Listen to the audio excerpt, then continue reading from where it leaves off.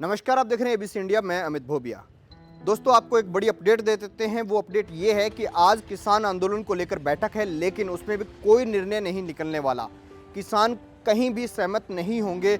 इसके सबूत जो है वो रात 10 बजे ही मिलने शुरू हो गए थे। उसके बारे में आपको थोड़ा बता देते हैं।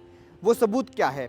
एक तो राकेश टिकैत के बारे में बताऊंगा, एक योगेंद्र यादव के बारे में बताऊंगा, और जो मीटिंग में हुआ उसके बारे में बताऊंगा, जिससे आपको अंदाजा हो जाएगा कि अगर सरकार इनके पैरों में सोने की जुतियां पहना दे तो भी ये किसी भी हालत में आंदोलन को वापस नहीं लेंगे। और उसका कारण बता देता हूं।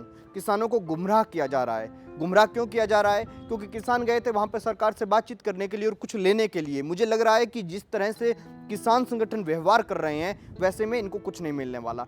कारण देखिए, योगेंद्र यादव जो कभी प्रोफेसर बन जाते हैं, जो कभी इकोनॉमिस्ट बन जाते हैं, कभी राजनीतिज्ञ बन जाते हैं, कभी आम आदमी पार्टी के लीडर हो जाते हैं, कभी स्वराज इंडिया के संस्थापक हो जाते हैं, कभी संस्थाप इंडिया के ओनर हो जाते हैं, कभी जो स्वराज इंडिया है इसके को फाउंडर हो जाते हैं। उनका पता नहीं चलता कि वो क्या हैं।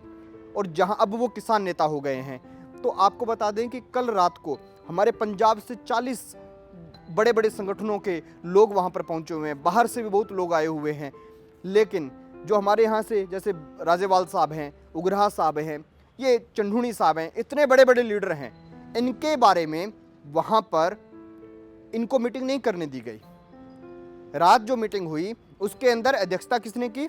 योगेंद्र यादव ने। यानी बीच वाली ऊंची वाली कुर्सी पर बैठकर योगेंद्र यादव ने अध्यक्षता की कल वाली मीटिंग की, और 40 के 40 संगठन के लोग ये आसपास बैठे थे उनके। तो अब योगेंद्र यादव जो गिरगिट जैसा आदमी है, वो कभी खत्म होने देंगे इस आंदोलन को? नहीं होने देंगे।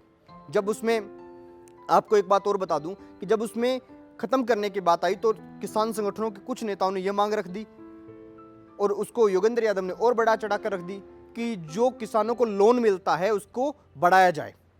अब उसको योगेंद्र यादव ने क्या बढ़ा चढ़ा कर रखी है? उन्होंने मांग रखी है, सूत्रों के हवाले से खबर है कि आज पहले तो ये सरकार को बोलेंगे कि रद्द करो, और उसके बाद वो मांग बताएंगे जो मैं भी आपको बताने वाला हूं। इन्होंने मांग रखी है कि आप एक काम कीजिए, जो किसानों को ऋण मिलता है उसको कर दीजिए 3 लाख से 5 लाख रुपए। हालांकि ये लोन जो है, ये बैंक जो है इनको ज़्यादा से ज़्यादा 1.5 लाख 1,40,000 तक ही लोन देते हैं। कई बैंक 70-80 हज़ार ही देते हैं। तो प्रति एकड़ 5 लाख रुपए लोन दिया जाए किसान को। पहली मांग तो ये रखी जाएगी। और जो ब्याज दर है वो अभी वाली रहे, ब्याज नहीं बढ़ाना आपको। दूसरी मांग ये है। तीसरी मांग इनकी ये है कि 3 साल के लिए कानून को होल्ड कर दिया जाए। और यहीं से राजनीति शुरू हो जाती है। राजनीति क्या है? 2024 में चुनाव होने हैं। 3 साल 2021, 2022, 2023, 3 साल तक आप इनको होल्ड रखो। जैसे ही आप 2024 में लाना शुरू करोगे फिर हम पूरे देश में ढिंडोरा पीट देंगे कि सरकार को पलट दो, वरना ये किसानों के हितों को खा जाएगी। ये होने वाला है। और आपको बता देता हूं वो क्या, वो ये कि जो आरएलडी के नेता हैं वो अब किसान नेता बने बैठे हैं। नाम है राकेश टिकैत, और उनका ये बायोग्राफी देख लीजिए। ये जो हल्फनामा यहां पर आपको दिखाई दे रहा है, ये मैंने नहीं लिखा, ये राकेश टिकैत का खुद लिखा हुआ है। महेंद्र सिंह टिकैत के बेटे हैं। अमरोहा सीट से एमपी के लिए ये चुनाव लड़ा इन्होंने, और आरएलडी की टिकट पर लड़ा। आपको ये बता दें कि इनके ऊपर 3 क्रिमिनल चार्जेस भी हैं। और क्रिमिनल चार्जेस कौन कौन से हैं? काफ़ी सारी धाराएं लिखी हुई आपको दिखाई दे रही होंगी, लेकिन इनमें से एक धारा है 307। ये इन्होंने खुद लिख कर दी है। और कब की धारा है ये 2014 के वक्त की है। इनके पास एसेट्स कितने हैं? 4 करोड़ प्लस 2014 में। आज तो 6-7 साल बाद कितने हो गए होंगे आप सोच के देखिए। और उसी के साथ साथ इनके पास कैश कितना है आप देख लीजिए। तो ये गरीब किसान नेता हैं जो वहां पर बैठकर किसानों के हितों को सबके सामने रख रहे हैं। मुझे नहीं लगता कि मीडिया क्यों इनसे सवाल नहीं पूछता। ऐसा नहीं है कि हम राइट विंग वाले हैं या लेफ्ट विंग वाले हैं। हम नरेंद्र मोदी की गलती है वहां पर उनसे भी सवाल पूछते हैं।